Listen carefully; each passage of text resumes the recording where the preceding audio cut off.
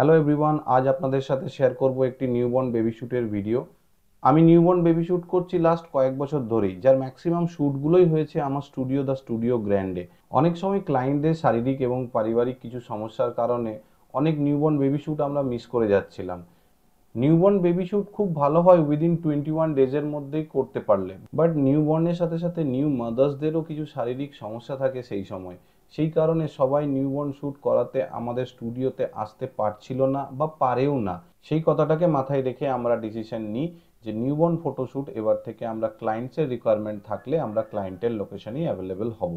তো সেই মতোই আজ আমরা বেরিয়ে গেলাম খড়গপুরে অনুপম এবং পর্ণা ম্যামের বাড়িতে তাদের নিউবর্ন বেবি বয়ের ফটোশ্যুট করতে। ওনাদের ম্যাটারনিটি শ্যুটটা আমাদের স্টুডিওতেই হয়েছিল, সেটা হয়তো আপনারা অলরেডি আমার পেজে দেখেছেন। যদি না দেখে থাকেন আমি কমেন্টে লিংক দিয়ে দেবো, আপনারা সেখানে দেখে নেবেন। তো চলুন এবার বাকি ভিডিওটা দেখা যাক। প্রথমে আগে বেবিকে কোলে নিয়ে একটু অ্যাডজাস্ট করে নিতে হয় নিজের সাথে, যাতে ও আমার সাথে কমফোর্টেবল হয়ে যায়, এবং তারপরেই প্রথমে একটা বেস র্যাপ করে নিলাম।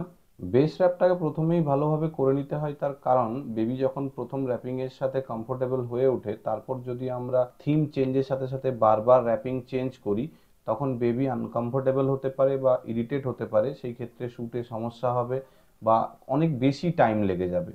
তো যাই হোক, বেস র্যাপটা কমপ্লিট হয়ে যাওয়ার পর আমরা প্রথম থিমটার জন্য বেবিকে রেডি করলাম।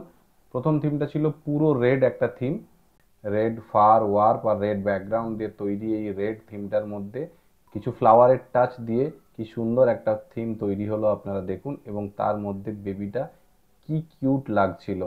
আমরা তো ক্লায়েন্টের কাছ থেকে দারুণ রিভিউ পেয়েছি, আপনাদের কেমন লাগছে অবশ্যই কমেন্টে জানাবেন। এরপর আমরা ওই সেম রেড থিমটাকে কন্টিনিউ রেখে জাস্ট একটু চেঞ্জ করে আরেকটা ডিফারেন্ট স্টাইলে কিছু ছবি ক্লিক করে নিলাম। এরপর বেস র্যাপটাকে ইনট্যাক্ট রেখে অরেঞ্জ কালারের ওয়ার্পিং ক্লোথ নিয়ে আমরা একটা নতুন ধরনের র্যাপ করলাম। এই র্যাপটাকে বলা হয় টুইস্টিং র্যাপ। এক্ষেত্রে ওয়ার্পিং ক্লোথটাকে পুরো সেন্টার থেকে বেবির দু সাইডে টুইস্ট করে দেওয়া হয়, সেই জন্য এটাকে বলা হয় টুইস্টিং র্যাপ। এরপর আমরা dark brown, white and sky colour তিন ধরনের ওয়ার্পিং ক্লোথসের কম্বিনেশনে একটা নতুন ধরনের র্যাপিং ট্রাই করলাম। আপনারা দেখে অবশ্যই জানাবেন এটা কেমন লাগলো।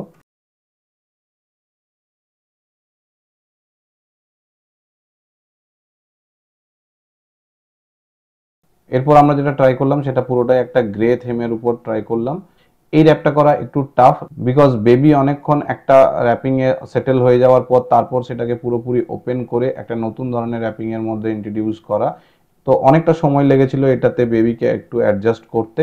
তো যাই হোক, এটা আলটিমেটলি সাকসেস হয়ে যাওয়ার পর আমরা ঝটাফট কয়েকটা ক্লিক করে নিই। তো এই সমস্ত ছবিগুলোর মধ্যে আপনাদের কোনটা সব থেকে বেশি ভালো লাগলো অবশ্যই কমেন্ট করে জানাবেন। তো এই ভিডিওটা আজকে এখানেই শেষ করলাম। পরবর্তী ভিডিওর জন্য আমাদের চ্যানেলটি অবশ্যই ফলো করে রাখুন, যাতে আমরা এই ধরনের সুন্দর সুন্দর ফটোশ্যুট আপনাদেরকে উপহার দিতে পারি।